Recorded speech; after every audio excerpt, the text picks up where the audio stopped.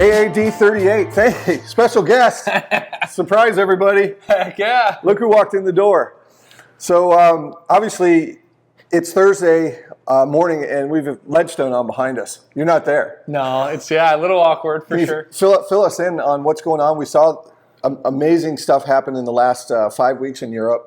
So if you want to sort of start with the injury part of it, or what you're rehabbing right now, and then we'll go backward from there. Yeah, so I came to Phoenix I made the decision on Tuesday to come over here, and I was in Chicago at the hotel, and I was just gonna see how my shoulder felt. And I was planning on obviously going down to Ledgestone and playing the tournament and practicing, getting a good practice weekend, but my shoulder was a little bit, just felt off after playing for like 8 weeks in Europe, every week training and just doing my thing. Just felt like and my body was telling me to take a break. And so got to listen to the body. And I came here to Phoenix to do a bunch of massage and all that kind of stuff. I have a guy that works with a lot of athletes, so he was able to get 2 sessions in with me already, and it feels amazing. I feel like I can go out and throw already. I got to fight it a little bit. And so, yeah, I'm already almost back to 100%. It was just more of like a overuse strain type injury, which, when you're playing at our level, throwing as hard as you can every, day after day, it can be tough. So I just didn't give myself enough off days. Well, and so you mentioned to me that because of the lighting, it doesn't really get dark there, right? Because it's Norway. You're up there in the so you'd finish a round at like 8 o'clock and then have something to eat and then go back out and play. Yeah, exactly. I was playing a tournament round to get done at. Because you tee off at like 5 p.m. over there, like 4 p.m. will be like the lead cards will tee off at 4 p.m., get done at 7, 8 p.m., have dinner, and then I would go back out and get some more reps in. And so I was just getting tons and tons of reps in. And yeah, like I said, luckily it wasn't I didn't tear anything, nothing like that. Good. It was just my shoulder telling me, hey, like take a little break, come back, and we'll be right back to normal. So yeah, that's where we're at. I'm back to probably right back to 80, 90%, give it another day or two of rest. Perfect. Which I wouldn't have been able to do if I played Ledgestone. So I love the tournament. I've won it 3 times. I know. And so it's kind of a bummer not to play it. But yeah, I got, like I said, I got to sacrifice 1 tournament to make sure that the rest of the season goes smooth. So that's where I'm at. That's so smart, and like you say, listen to the body. Mm-hmm. No one, I feel, is more in tune with what's going on in their body more than you. You've been fighting all the other stuff last year. Obviously, you're healthy this year. What a difference it's making. For sure. I mean, you're playing well, man. I'm playing amazing. That was just crazy. 4 course records in 4 weeks on 4 different courses. That's crazy. So I did that in Europe. That was amazing to be able to do that. I mean, it's just... The galleries look great. How they treat you guys with the whole ceremony at the end in Estonia was fantastic. It kind of reminded me like an F1. How they do the sparks, the champagne, and like it was cool. So they just wanted to go all out there. They're wanting to get the Worlds over there in 2 years, I think. The World Championships. They got the major. So they got a major next year already, which they're very well deserving. So they got that, and they're working on the Worlds are going to be probably 26 or 27. Not guaranteed, but it looks like it's a very high likelihood that they're going to get... You heard it here first. Get the bid, one of those years. And they're hoping, obviously, 2026, which would be back-to-back Worlds in Europe. That would be sick. So yeah, that's kind of the rumor on the street. But yeah, it's exciting stuff for European disc golf and just disc golf in general. Absolutely. And God, there's so much to talk about. And I clearly coming back as you did in the European Open was insane. I don't know of anyone that in my circle on 18 when you and Gannon were tied going into 18 that we knew you had the best chance of getting there. Yeah. But you got there against one of the hottest players yourself in the world, right? And it kind of got a bad skip. Your first shot got bad skip. It didn't get away from that tree the way it normally should have with the way you threw it and the way it edged. So I knew that shot coming up was hard, and you could tell that you were in that tree and you were fighting that step up, looked funny uphill. How far uphill? Can you tell us? So that it's definitely like it's got a very upslope to it for sure. So your shoulders are naturally going to want to go up. So you got to fight it with your body and just have a lot of body control to control your shoulders because you're wanting to run up. So as soon as you run up, your shoulders naturally are going to want to go up with the hill. So you have to kind of fight it, almost force your shoulders down, and then that's actually going to feel flat. So, and that was one of the variables. And then on top of that, so I had the tree right here, let's say, and then the basket's over here. like to the left-hand side. So I had to like run up this direction. The basket's over here, so I'm running up this direction to throw across my body this way. That's incredibly hard. So it's just so hard to. So I ran up this way, and that's why my because the tree was here, I couldn't get like a straight run up, like line myself up with the basket. Right. So I had to go this way because I had to go around the tree because the tree was in my way. So that's why the shot came out to the right. Yeah. And it just kept holding straight and went right into the out of bounds because I couldn't. I tried to, throw across my body, but it's just so hard to do that as a professional because we're so in tune to like, that's a bad habit, don't do that. And see, I don't think anyone understands how difficult that shot was where you're trying to throw across your body. It's almost like a quarterback when he's going back in the pocket and he's throwing off the wrong foot. Exactly, yeah. You're dropping back and you're rolling left and you're trying to throw right. It's super awkward. So, and it's like I said, you're uphill and you're still, 350 away from the basket. And so, hindsight, I probably should have done a standstill shot. And that would have kind of, but it was just hard. I still had to like reach back into the tree. So there's just, I made the right decision that I felt like got me the best chance to get the distance to give myself a putt, which is what I needed. It was a matter of feet. Yeah. So it wasn't like a bad throw. Yeah, it was the hardest possible conditions. Now we understand it better.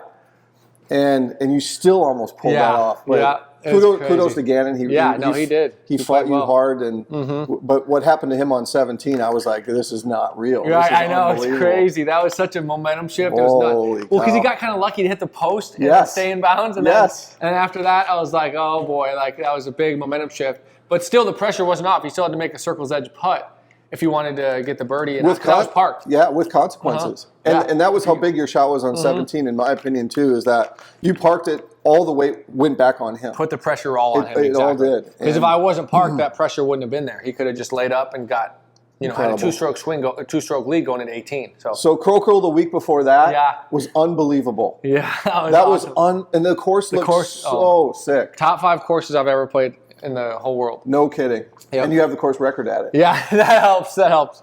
Yeah, even before the course record, that place is just immaculate. It's like a golf course, but it's in the trees. Yeah. It's crazy. And the greens are amazing. You got like these amazing creeks and these amazing views. Right. It's such a picturesque course, and the whole designs are amazing. You're throwing every disc in your bag. It's not like, hey, you're throwing a golf course, you just grab a driver every hole. It's like, no, some of the holes you're grabbing a putter. Some shots you're throwing hyzer flips, some you're throwing flex shots with a driver. So you're just throwing every disc, forehand shots. Every disc comes out of your bag in that course, and that's what I think makes a good course. And you're shaping discs. I couldn't agree more, because coming from the golf world, I don't want every hole to be this bomb off the tee. Finesse is a part of the game. And when you're under pressure, finesse is really hard. Oh, for sure, yeah. It's easier to throw a bomb than it is a finesse shot. Definitely, yeah. That's why I think when people have the toughest time with putting, because it's such a small, the movements are so small, and so any little movement that's messed up is completely magnified. Exactly, because you only have so much room to it can't correct itself. Right, whereas a drive, you have maybe a 50-foot wide fairway. So as an example to that, you and Paul Macbeth, again, it was great to see that duel. And the shots on 17, and I'm talking about the tournament in Estonia just last weekend.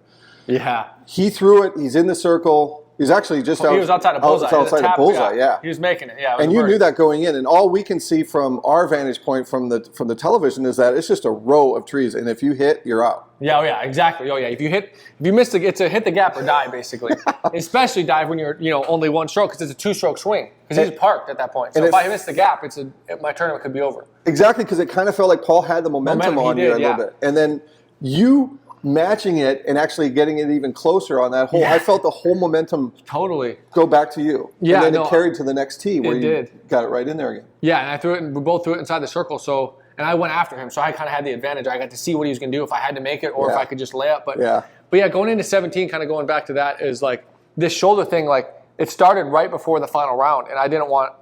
We could see you doing that. Yeah, like it was real bad. Like. I was like, it almost felt like I was warming up, practicing, and I felt the strain or whatever happened, and it was like, oh crap, and I immediately panicked, went to the locker room, and they had a medical staff and everything, they had a whole setup and I'm like, hey, I need some ibuprofen to get me through this, so I took some of that, and then swing was just feeling so off, because I was like, my shoulder was preventing me from doing my move, which is obviously super important. And so I was just bleeding strokes, and Paul was really getting that momentum, and I was and so it was just a bummer that my shoulder. But it's just like anything, it's it's not an excuse. You still have to go out there and you still have to grind through. Everyone, as an athlete, there's always going to be injuries. That's just what it is. Right.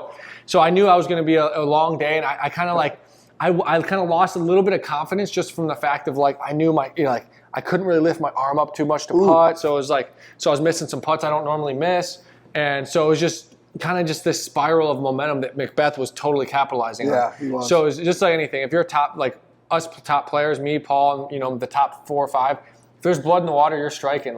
And so that was where he was at. He got a lot of momentum from seeing me mess up shots that I don't normally mess up. Right. And I hadn't been messing up all week. Right. And so yeah, I was just proud of myself to be able to, at 50%, if that, to be able to hold it off. And that shot on 17 was the most important shot of the tournament.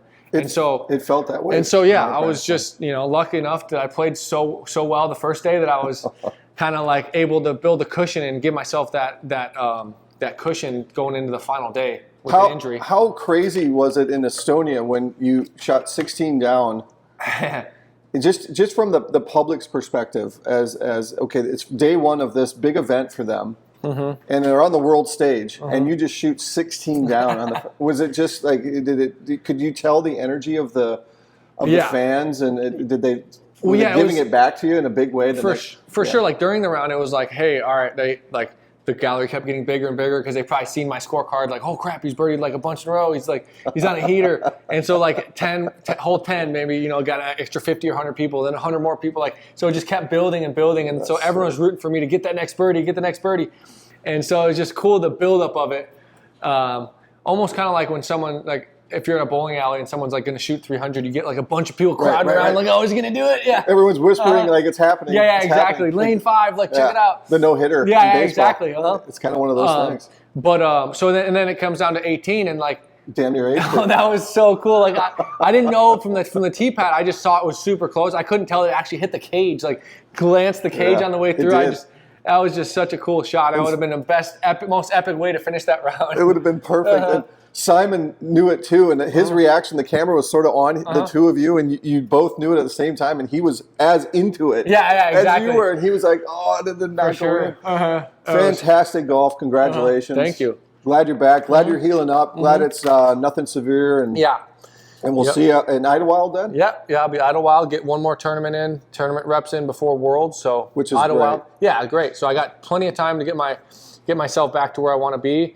Idlewild, a week off, which not really a week off. It's going to be practicing every day, but week off from tournaments. Yeah. And then we got the World. So yeah, I got a lot of awesome stuff coming up. We're going to set up. We're going to have a World's viewing party here. I love it. So it's a BYOCC, bring your own chair and cooler. Okay, I like that. And we'll be inside here. We've got a big, it's almost a 70-inch screen that we'll have set up. Okay. We're going to be watching you. We'll be cheering you on. Oh, that's awesome. That's super cool. So we'll do some live updates. And, awesome. That's really You're going to be here this Saturday? Yep. Saturday, we're going to be 2 to 5. We're going to watch, since I'm not playing Ledgestone, the next best thing is we can watch it with you guys, give you some insight on the course. How cool is that, you guys? Yeah. Watch it with Ricky and get some commentary. I love it. That's 2 to 5 on Saturday, this Saturday? Yep, BYOCC again. What's the date on that, Jay?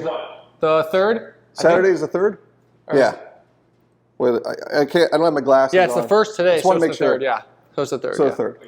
All right, so the 3rd, Saturday, 2 to 5. Ricky's going to be here in the store, DD Phoenix, 35th Avenue in Bell. Hope to see you guys out. Thanks for coming in, champ. Yeah, thank you for having me. Awesome, buddy. This is great. See you guys. Shout out to the corner here. Set up in the next quarter. Dude, that was...